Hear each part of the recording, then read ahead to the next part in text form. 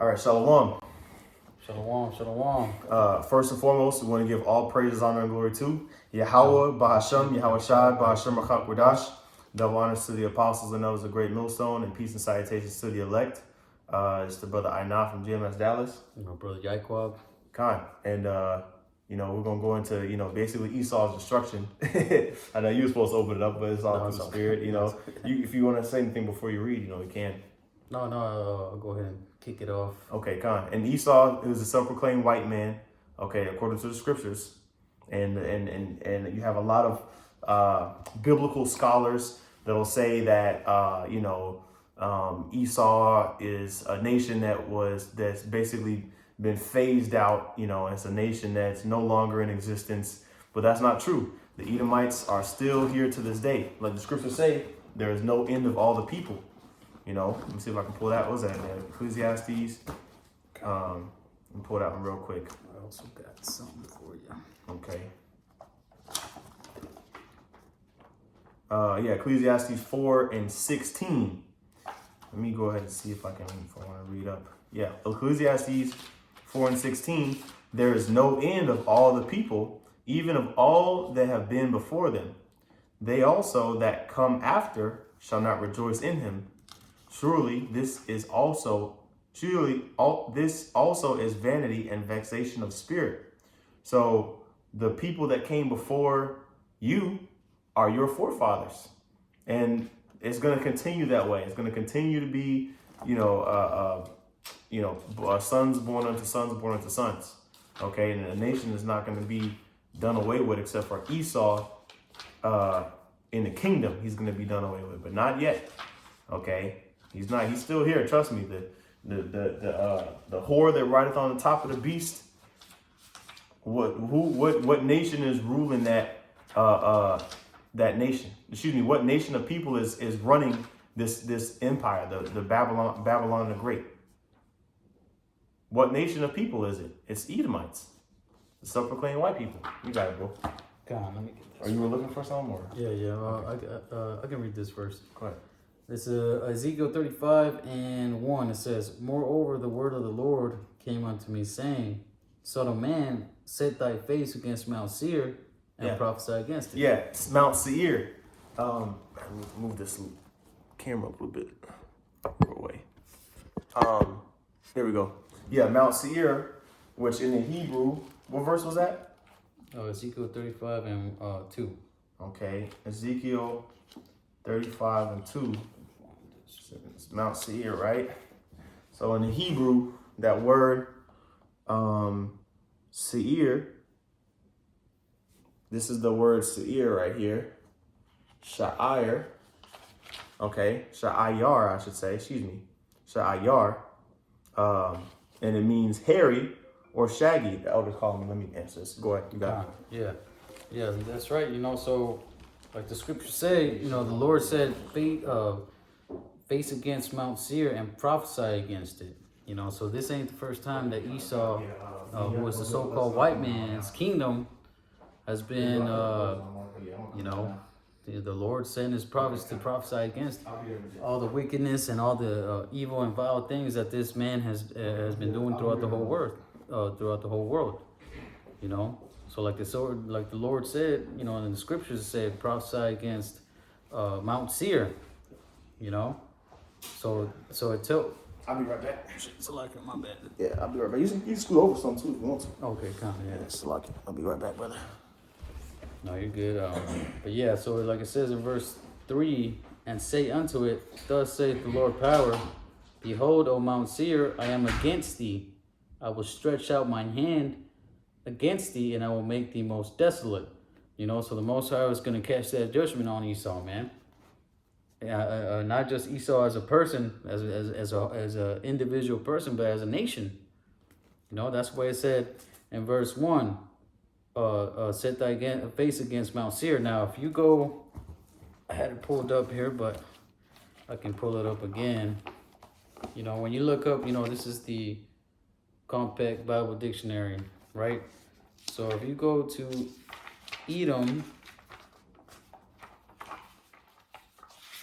here, got it right here. So The definition in the Bible dictionary for Edom or Edomites, which means red, right? It says it right there, red. The nation, the nation and its people who were the descendants of Esau. He founded the country, so his name is equated with Edom, right? The country was also called Seir or Mount Seir, which was the name of the territory in which the Edomites lived. So that's why the Lord said, set your face against Mount Seir and prophesy against it. So that's what we're doing today, man. America being the overall kingdom of Esau, which represents Mount Seir, in these times, So it says, set your behold, O Mount Seir, I am against thee, and I will stretch out mine hand against thee, and I'll make thee most desolate.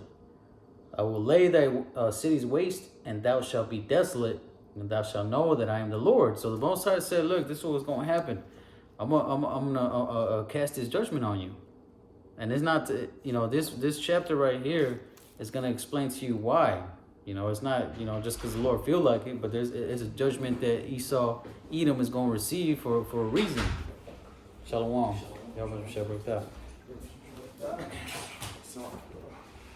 What scripture you reading, bro?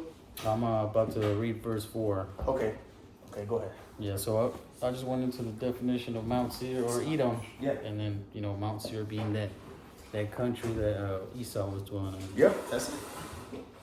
Go ahead.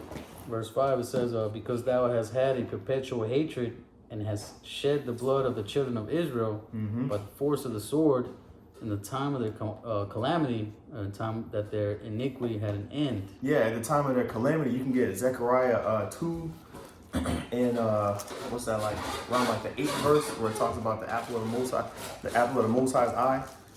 Israel, the apple of the Most High's eye. Because pretty much, man, of course, that's our arch nemesis, Esau, self-proclaimed white man. So he's gonna have a hatred pursuing in Genesis 27 against against his brother, but Esau has taken his dominion and rulership over the world way too far, man. He's sodomized, he's exploited, the Israelites, man. We the Most High chosen people, man. It's not like we're just some heathen nation. Esau treats us less than that. I'm trying to see exactly what verse it is, but I know the 2nd chapter talking about how with apple of the Most High's eye. But let's just read 1 and 15 while I find that's the one in verse in chapter 2, Zechariah 1 and 15. This is Zechariah chapter 1 verse 15. It says, and I am very 2 and 8. Yeah, Zechariah 2 and 8. Yeah, go ahead and get that. Okay. Salaki. This is Zechariah 2 verse 8. Yeah. For thus saith the Lord of hosts, after the glory he sent me unto the nations which spoiled you. Yeah, the glory of, the Most High put his name on Israel, right? So we have the name of the Most High on us, Yasharallah. He is the Prince of the Power, okay? And we are married unto the Most High, as a nation of people. We are that chosen people that he chose to put his name on. So basically, we are a representation of him on the earth. So if we're in captivity and getting destroyed and overthrown by our enemies, that's only going to be temporary. I mean, it's only a matter of time until the Lord redeems us, because it's going we basically making the Most High look bad as a nation while we're here, in this captivity. But the elect, they're making those sacrifices that are necessary to show that and prove that they actually believe that the Most High is with them. They actually believe that, Yahweh Shai, who the Most High sent, is, it was sent for the sacrifice of sins, But Esau, he's just maximized his position of, okay, I'm going to be the sword upon these people. And that's what's the glory that, that's going to be brought back to Israel. We're going to be brought from that low estate back to be, basically being rulers over the earth, man. You got it, Doc. Yeah, that reminds me of Isaiah the 47th chapter, where it said, upon thy people has thou heavily laid upon my people thou has heavily laid the yoke. Yeah.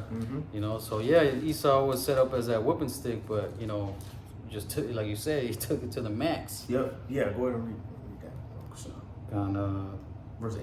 This is verse 8. For thus saith the Lord of hosts, after the glory hath he sent me unto the nations which spoiled you.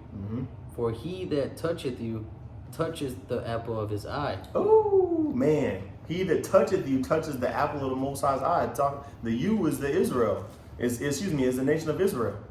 Okay, so he that toucheth Israel, all these nations, really, you know, pursuant to 1 Maccabees 2:10, all of these nations have taken part at some point or another in the spoiling of the nation of Israel, man. Okay, even to this day, when you read Revelation, the 18th chapter, you know, but there's going to come a point where the Most High redeems us. All right, that's what we're looking for. But the thing is, Esau, he kind of senses that his rulership it's not going to last forever. Something in him is going to click to where he's like, yo, I got to turn the demons up to the max, which is what we're seeing, you know, which is why he has to be destroyed. If he's not stopped, he's just going to keep going till he destroy, you know, till he, you know, blows everything up, you know. And so I found that scripture in Isaiah 47 if you wanted it, or if you got a precept. No, yeah, you got it. Okay. Yeah, it says Isaiah 47, well not actually, yeah, Isaiah 47:6. I was wroth with my people, and you can break it down. I was wroth with my people, I have polluted mine inheritance, and given them into thine hand. Yeah, man. So the Lord said that I was wroth with my people, and have polluted them. You know why? Because we were going off worshiping idols, following after the ways of the heathen, doing all kinds of abominations. You know, like our people today in America. You know, that's why our people are in this low state. We are destroyed because we went and turned our backs against the ways of Yahweh Hashem Yahushai. You know, so it's not like it says in Baruch the 4th chapter. He didn't destroy us just because he, you know, it was for him something to do. Yeah, it wasn't just because he was taking pleasure in putting us in captivity. We had to go there, so we needed our ashes whooped, man. Basically. Yeah. Like it says in that same chapter, you know, because we moved the Most High to wrath. You know, you go to Jeremiah the 11th chapter, it says that he had kindled fire upon that tree because, you know, roughly paraphrasing, that we were going off. You know? So that's why the Lord said that in Ezekiel the 47th chapter. You got a precept? Yeah, or Isaiah 47. It's a little more. Isaiah 47:6. I was wroth with my people. I have polluted mine inheritance and given them into thine hand. See, if you read verse 1, who is this particular part of the scripture addressing? The virgin daughter of Babylon, aka Babylon the Great, aka America. Okay, the mother of harlots, all that. And so Esau, being in rulership of America, he's the one that's being addressed here. It says, I have polluted mine inheritance and given them into thine hand. Okay, slavery. We are, man, the so-called Negroes, Latinos, and Native Americans. Oh, the reservation camps. Let's not forget about that. I was looking on the map and just seeing all the different reservations that are scattered across the Midwest. It's a lot of them, man. Okay, it's a lot of them, and they're not living in them big cities because they were pushed out by Esau, so that they can build up the New Yorks and the you know, Detroits and all of the you know, big cities that everybody goes to today.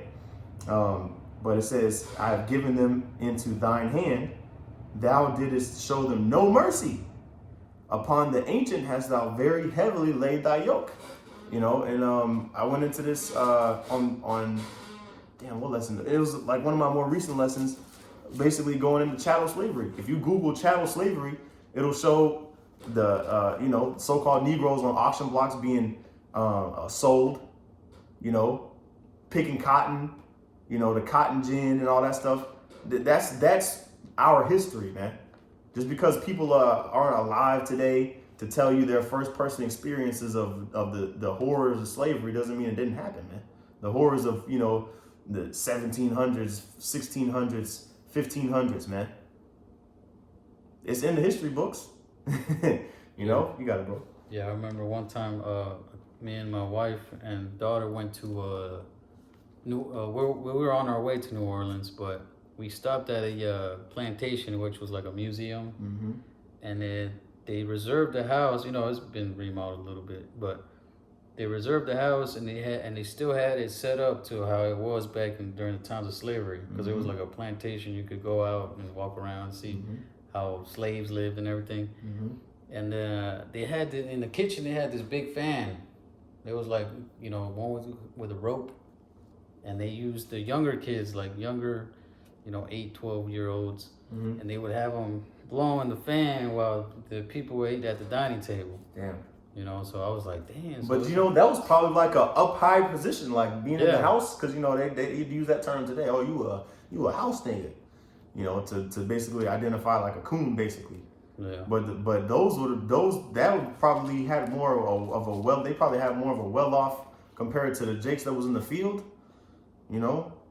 Yeah, the houses It they all sucked. Yeah, it was all trash. Yeah. Even today. But you got it. No, go ahead. No, the houses they had out there, man. If you looked in there, man, like this is how they had them. Imagine being in winter. I can't describe the house in detail, but it was like small and horrible. And imagine you having a bunch of people living in that one. You know, and it's winter, it's cold. Oh, y'all saw the slave house. Yeah. Oh, slave Salaki. houses. I thought you were talking about the master's house. Oh My bad. no, You talking about the slave house? No, the one I was talking about right now was the master's house, Uh-huh. but then we also saw the slave houses. Oh, okay. So the one with the fan was the master's house, Yeah. and then the slave houses was like little, and there was like, you know, windows, but imagine living out there in them little houses in winter time, and it's cold, and Yeah, man. He got stuff to pay for, man. A whole lot. Is there more on that, Ezekiel? oh yeah, Or if you had a precept, man. oh yeah, there's more on this one. So continuing on in Ezekiel 35:4, it says, "I will lay thy cities waste, and thou shalt be desolate, and thou shalt know that I am the Lord, because thou hast had a perpetual hatred." Yeah, so Esau's cities are going to be laid waste. Desolate means empty, destroyed. And then he's going to understand that the Most High, he's going to understand that the Lord wasn't with him, man. You know? Because he thinks that he is. Esau thinks that the Most High is like unto himself. You know? He thinks that the Most High is you know, turns his eye from evil, and he just doesn't see any of the wickedness that Esau does because he hasn't been overthrown yet. But he's just long suffering, man. You got it, bro. And it says, "And has shed the blood of the children of Israel by the force of the sword in the time of their calamity, in the time that their iniquity had an end." Yeah. So, you know what? Let's get the precept to back that up. 2nd Ezra 16, real quick, because they're gonna persecute they're gonna persecute everybody, man. 2/3 to 1/3. That's part of that Zechariah 13:8. This is 2nd Ezra 16 and 70. It says, "For there shall be in every place and in the next cities a great insurrection upon those that fear the Lord." An insurrection is like a revolt, like you think during the French Revolution, like how everybody was, you know, cutting each other's heads off and all type of manner of disarray was going on.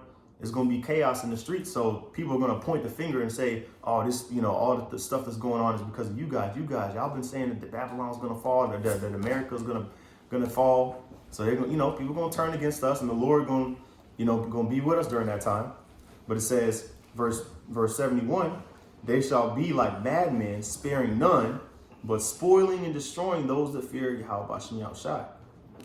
For they shall waste and take away their goods and cast them out of their houses." So it's going to be a time of persecution. But I'll read verse 73 and give it back to you. It says, "Then shall they be known who are my chosen, and they shall be tried as the gold in the fire." So that's that refinement period that, you know, we all have to go through. But the hour of temptation, you know, is not really fully, we're not really fully in the hour of temptation yet. Jacob's trouble ain't over, man. It's really, you know, it's starting to ramp up, you know, but it ain't really even in full effect yet. But when it's at its height, that's going to be that fulfillment of that verse 73 that I just read right there, you know. And then that's when the chip, that's when the chip is going to come, during that time when they pushing the chip heavy, and you got to choose that or death. That's that hour of temptation, man. You got it, bro. God, this is back in Ezekiel 35:6. Therefore, as I live, saith the Lord power, I will prepare thee unto blood, and blood shall pursue thee. Yeah, because he's a bloody man. Esau, he loves war. He loves killing. That's his, he gets off on that. So he's got like a blood face, like just drinking blood. That adrenochrome. I feel like that's probably like a trigger word on YouTube by now, probably. But he likes blood, man. He likes a steak rare. Anything involving blood, he's gonna be attracted to it, right? So killing Israelites, that's like his favorite thing to do. But guess what? There's a tab to pay for that, man. There's a tab to pay for that, because the Most High allowed you to do it, but really, you belong in slavery, man. But he got so swagged up to where he think that this is just, this is his kingdom and it's gonna last forever.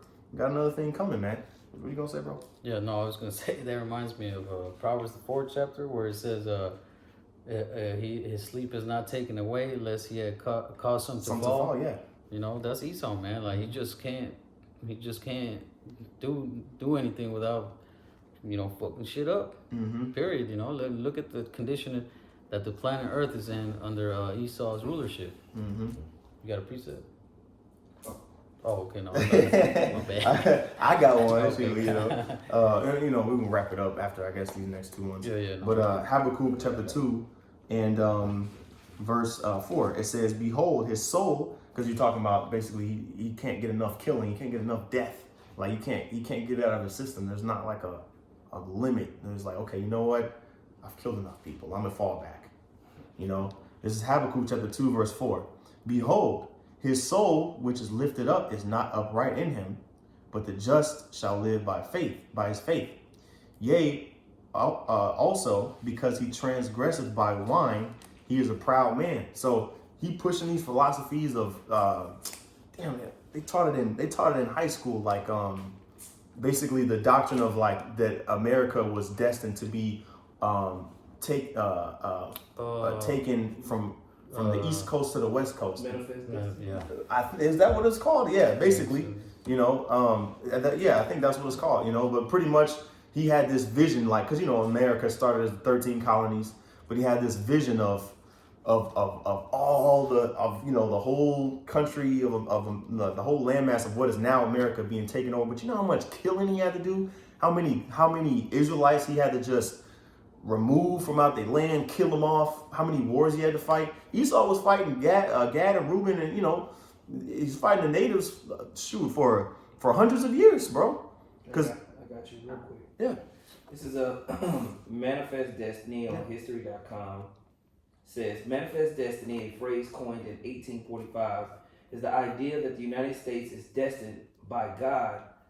It advocates, believed to expand its dominion and spread democracy and capitalism across the entire North American continent.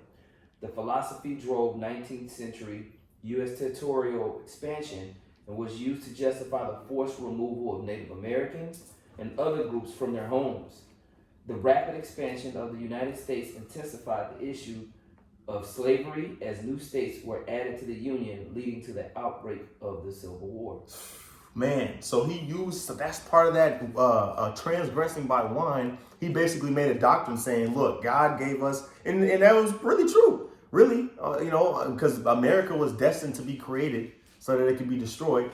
But he used the doctrine that he basically made up, Manifest Destiny, saying that, democracy, the whole continent of North America was going to be established under his rule. And he again removed millions of indigenous so-called Native Americans, okay, and killed them off over the course of hundreds of years to accomplish that, man. So that's blood. That's, man. And then he enslaved us, man. If we really think about the history, bro, this man got so much blood on his hands, bro. He got so much blood on his hands. This is Habakkuk 2 and verse 5. Yea, also because he transgresseth by wine, He is a proud man, neither keepeth at home, who enlargeth his desire as hell, and is as death, and cannot be satisfied. So that's the, another part of that manifest destiny. He doesn't keep it home. The Most High gave Esau a particular land. We read it in Ezekiel, Mount Seir. That land of Edom, that was his inheritance, his land inheritance. But he's a man of war. He can't stop going to war. So he's gonna always try to overthrow and conquer. And he came all the way from the Caucasus Mountains, all the way up through Europe during the Renaissance period. Got up in the power seat, finagled his way through that wine, through Christianity, and then he brought his ass over here in the late 1400s, early 1500s, and started killing off the Northern Kingdom over here. And now we have America, the land of the free and the home of the brave. Yeah, right. Finishing off verse 5, it says, who enlargeth his desire as hell, and is as death, and cannot be satisfied, but gathereth unto him all nations, and heapeth unto him all people. So he's exploiting the labor of really all the nations, man. Esau, he's getting the other nations have been getting the short end of the stick too by working with this devil. Mm-hmm. They've been selling themselves short. Mm-hmm. But in a certain type of way, but yeah, they've been enriched too off the backs of Israel. Because number one, the employees are the consumers at the same time. Mm-hmm. So the driving force of the global economy is off the backs of the Negro woman and the man. Yep. You so-called Negroes, Latinos, and Native Americans are really the driving force of the whole global economy. Your enterprise, your consumption, your entertainment, mm-hmm. what you bring to the table, in almost every aspect, is the driving force of the world global economy. Mm-hmm. Okay. Yep. That's it. Without Israel, man, the world would stop. It would. Yeah. Go ahead. You can finish this. Whatever. Here, I'm going to jump down to verse 15 in Ezekiel 35. It says, as thou didst rejoice at thine inheritance of the house of Israel, because it was desolate, so will I do unto thee. Thou shalt be desolate, O Mount Seir, and all Idumea, even all of it, and they shall know that I am the Lord. Okay, cool. So at the end of the day, man, Esau's going to receive that judgment. America is going to be destroyed, and Israel is going to be set up back into power, man. Fulfilling the prophecy that we just read, because of all the atrocities that the Lord or that Esau has done against the nation of Israel. That's right. Hey, well said, bro. Yeah, we should pretty much wrap it up with that, right? Come. Yeah, you close out, bro. Okay, come. With that, we want to give all praises to Yahweh, Ba'ashem, Yahushai, Ba'ashem, Kakadash. Double honors and to the apostles and elders of Great Millstone who teach and rule well. Peace and blessings to the Akim scattered throughout the four corners of the earth, keeping His word in truth and sincerity. Shalom. Shalom. I got you.